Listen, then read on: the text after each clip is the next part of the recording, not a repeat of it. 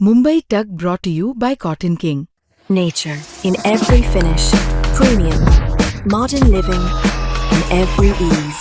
Cotton King Aura, linen, redefined. नमस्कार, मी अभिजित करंडे. मुंबई तकमध्ये आपल्या सर्वांचं स्वागत आहे.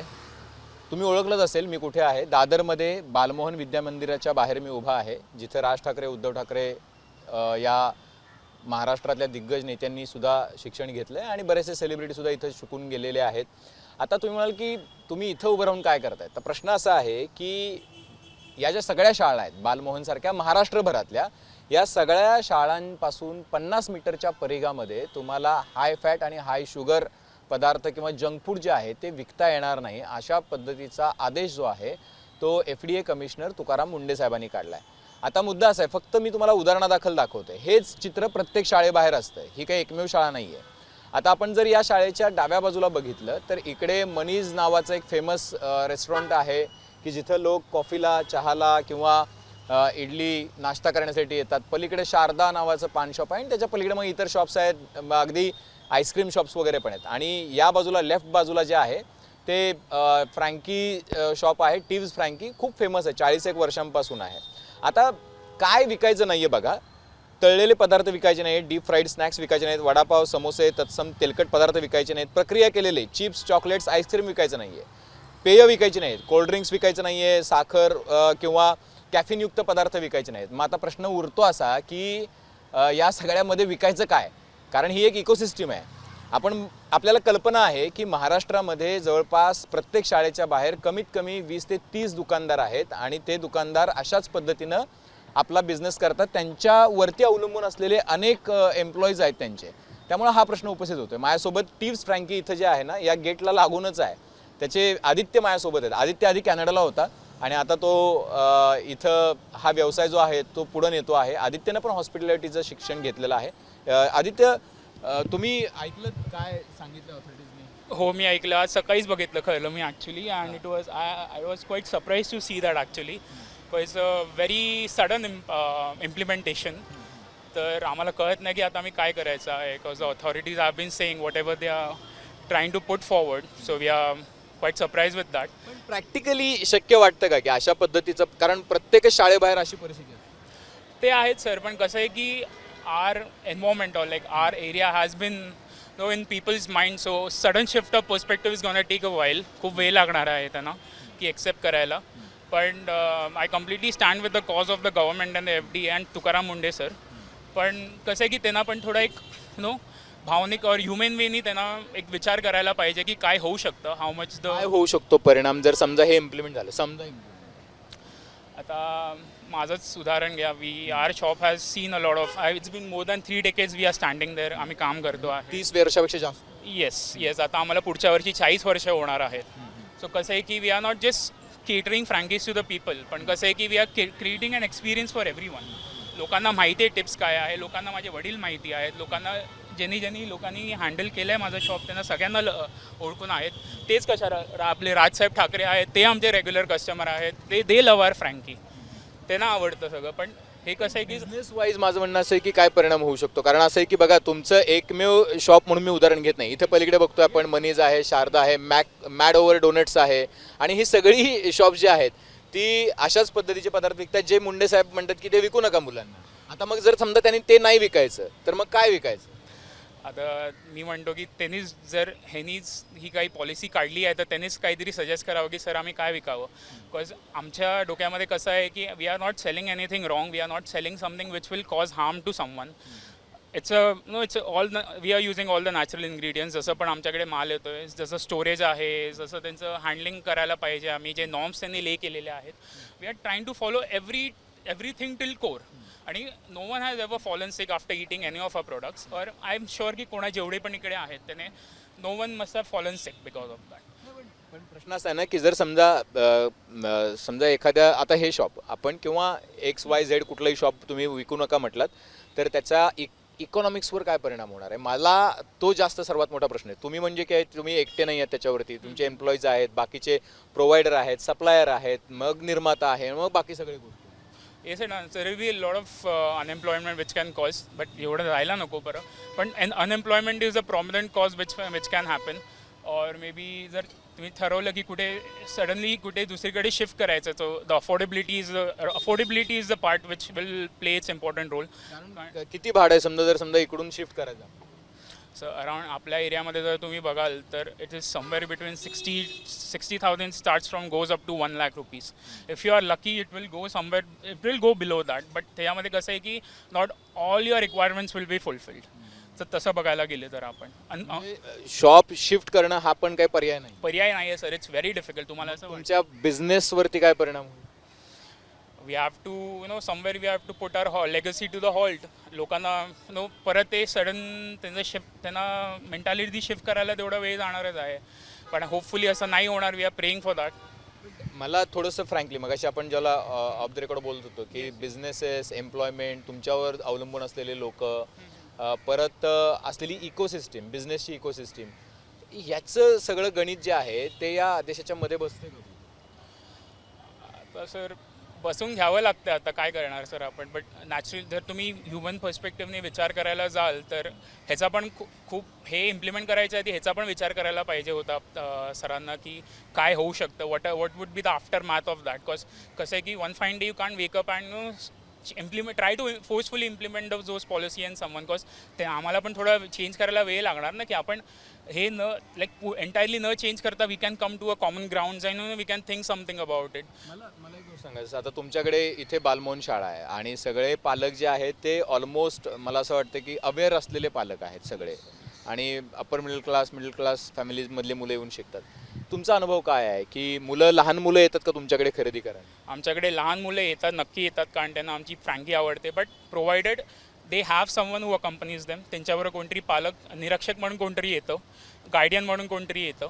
सो त्या एकटे कोणी येत? एकटे कोण नाही आहे. देर आर हार्डली 2-3 स्टुडंट्स और 2-3 children who might come by themselves. म्हणजे असं आहे की पालकांच्या कन्सेंटनीच ते असे पदार्थ खातात जे मिळतात? येस. कारण कसं आहे की तुम्ही बघू शकता आमचं शॉप तिन्ही साईडनी ओपन आहे. त्यांना माहिती आहे की त्यांच्यासमोर काय बनते आणि त्यांच्यासमोर जे बनते तेच त्यांच्या पोटात जाणार आहे आणि त्याच्यानी त्यांना काही होणार नाही आहे. We follow all the guidelines. FSSAIचे सगळं आहे आमच्याकडे, लायसन्सपासून सगळं आहे. मी फक्त तुमच्या शॉपचं असं नाही म्हणत आहे, पण इन जनरल पण म्हणजे पालक असतात या भागामध्ये, ते जनरली कोणी एकटं येऊन चॉकलेट किंवा एकटं येऊन कोणी फ्रँकी किंवा काय नाही पेय मागितलं वगैरे? नाही असं काही नाही. आमच्याकडे लाईक सगळे जे प्रोडक्ट्स छोट्या मुलांना नाही द्यायला पाहिजे ते आम्ही देतच नाही. भले डझंट मॅटर कोण असू दे. Which is not suppose to be given, we don't give them.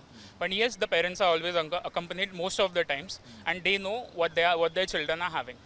मला आता म्हणजे अगदी आपण शेवटाकडे आहोत, पण मला एक प्रश्न जो आहे तो विचारायचा असा आहे की आता हाय फॅट विकायचं नाही आहे. म्हणजे तू स्वतः हॉस्पिटल शिकून आलेला आहे, तुला माहिती आहे. हाय शुगर विकायचं नाही आहे. आता त्यांचं असं म्हणणं आहे की तळलेले डीप फ्राय केलेले पदार्थ विकायचे नाहीत, आईस्क्रीम विकायचं नाही आहे, शीतपेय विकायचं नाही आहे. म्हणजे ऑलमोस्ट असे सगळे पदार्थ विकायचे नाहीत. म्हणजे तुम्हाला काय म्हणतात त्याला की फक्त उकडलेल्या भाज्या आणि बाकीचं विकता येईल अशी परिस्थिती आहे. तर अशा एन्व्हायरमेंटमध्ये, म्हणजे अशा कडक एन्व्हायरमेंटमध्ये बिझनेस करणं शक्य आहे का? सर आता शक्य आधी आम्हाला असं वाटायचं की we are doing something right, but people are trying to tell us that you are doing something wrong. But ह्याच्यावरती माय फादर काही वर्ष आधी त्यांनी मला सांगितलेलं की whatever you do in excess is poison. So त्याच त्या लर्निंगपासून मी have started my journey and that's what I have in the mind. बस तुम्ही म्हणता की हाय फॅट, हाय शुगर नाही खायला पाहिजे. I totally understand. मी पण स्वतः एक ओबीस होतो, but like I am trying to curtail on that. So whatever you try to curtail in your life ते तुमच्यासाठी चांगलं आहे. Nothing is going in excess. I don't see students having they are like hogging on anything unnecessary. They whatever the capacity is they are having it. त्यांना जेवढं हवंय तेवढं. Exactly. They are not over exaggerating anything. पण आता शेवटचा प्रश्न आहे माझा की बिझनेस हॅम्पर होणार आहे हे माहिती आहे. आता तुम्हाला काहीतरी करावं लागेल. म्हणजे एकतर ऑथॉरिटीजना समजून सांगावं लागेल की हे वर्कआउट होत नाही, आणि एकतर असं आहे की जर तुम्ही हे फोर्सफुली जर करणार असाल तर मग त्याचा ऑप्शन शोधायला लागेल, बिझनेस ऑप्शन. सो तुम्ही काय डोक्यात आहे? आता सध्या तर अजूनपर्यंत बाय गॉड्स ग्रेस अजूनपर्यंत काही ॲक्शन झालेली नाही आहे.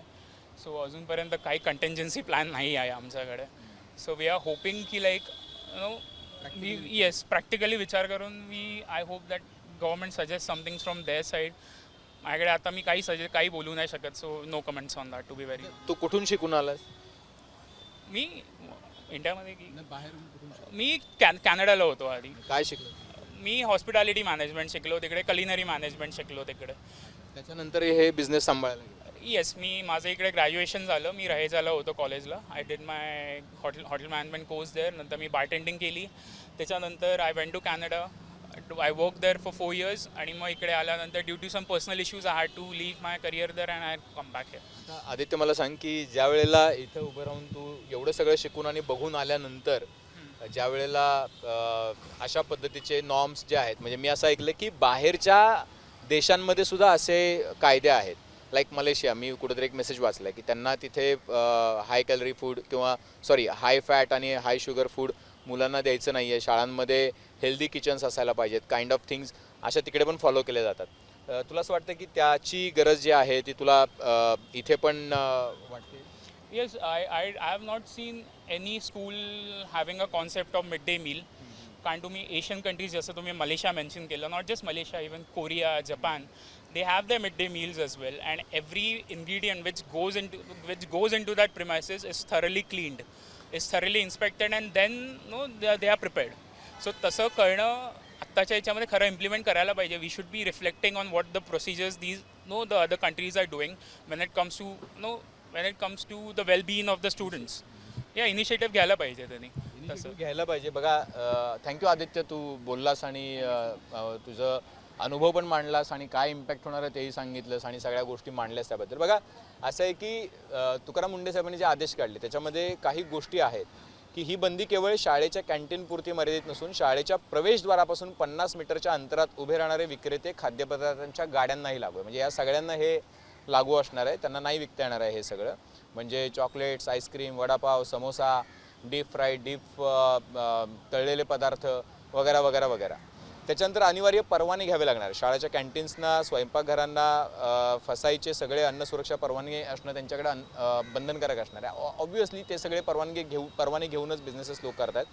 आणि या बंदीची अंमलबजावणी करण्यासाठी शाळेचे मुख्याध्यापक आणि व्यवस्थापन यांना थेट जबाबदार धरलं जाणार आहे. नियमांचं उल्लंघन झाल्यास कायदेशीर कारवाई आणि परवाना रद्द करण्याचा इशारा देण्यात आला आहे. म्हणजे खूप कठोर कारवाई जी आहे ती मुंडे साहेबांनी करण्याची घोषणा एका प्रकारची केलेली आहे. त्यामुळं विक्रेत्यांमध्ये, दुकानदारांमध्ये भय आहे की उद्या आपलं दुकान चालणार की नाही, उद्या आपण इतकी वर्ष करत असलेला बिझनेस आपला सस्टेन होणार की नाही. पण प्रश्न असा आहे की खरंच जर अख्खी इकोसिस्टीम याच्यातून डिस्टर्ब होणार असेल तर मला असं वाटतं की सगळी जबाबदारी विक्रेत्यांवर टाकून, म्हणजे मुलांच्या वेलबिईंगची, त्यांच्या आरोग्याची सगळी जबाबदारी जी आहे ती विक्रेत्यांवर टाकलेली आहे.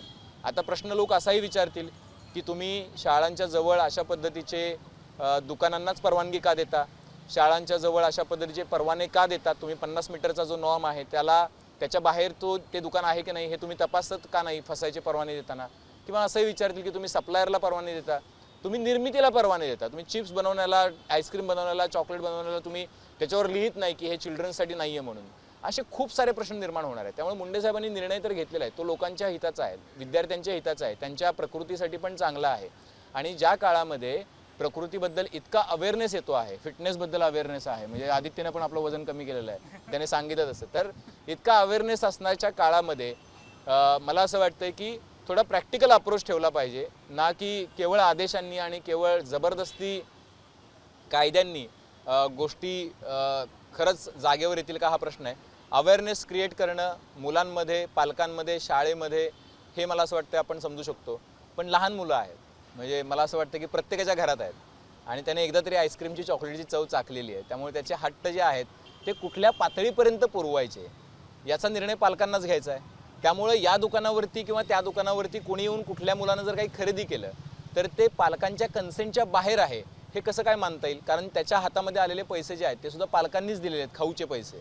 त्यामुळे हे फार कॉम्प्लिकेटेड आहे, सायकोलॉजिकल आहे, फॅमिलीर आहे, बिझनेसच्या दृष्टिकोनातून कॉम्प्लिकेटेड आहे. आणि म्हणून थोडा विचार करून, थोडा वेळ घेऊन, याच्याबद्दल थोडं मंथन करून आणि सगळ्या ॲग्रिगेटर्सना एका प्लॅटफॉर्मवर बोलवून, म्हणजे विक्रेते असतील, सप्लायर असतील, शाळा असेल, पालक असेल, विद्यार्थी असतील, त्यांचे प्रतिनिधी असतील, त्या सगळ्यांना एकत्र बसवून अशा पद्धतीचे निर्णय जे आहेत ते घेतले तर मला असं वाटतं की अचानक जी भीती निर्माण होते ती निर्माण होणार नाही. कॅमेरामॅन सचिनसह अभिजित, मुंबई तक.